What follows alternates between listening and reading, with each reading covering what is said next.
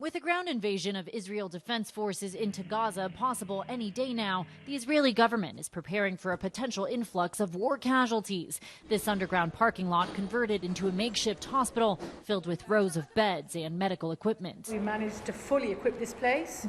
We're talking about a hospital of 130 beds. At the end, there's an intensive care unit. An Israeli general warning the army will face many deaths if it enters Gaza. Still, Israel vowing to do what it takes to wipe out the Hamas terrorists who murdered more than 1,400 Israelis.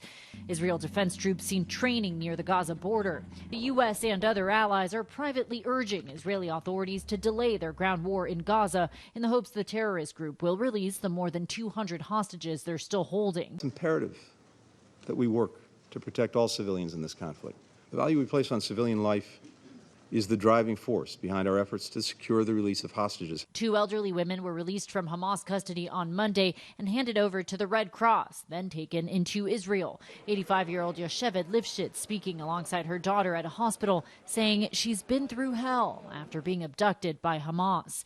She says she was taken from her kibbutz, put on the back of a motorbike, beaten with sticks, and ended up in a huge network of underground tunnels in Gaza. She says it was like a spider's web.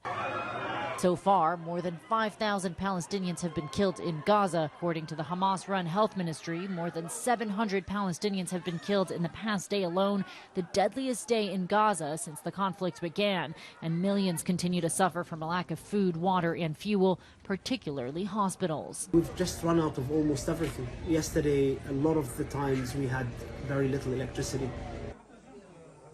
Amid growing concerns about the war front expanding, today the IDF says rockets were fired into Israel from Syria. Inez de la Cuetara, ABC News, Jerusalem.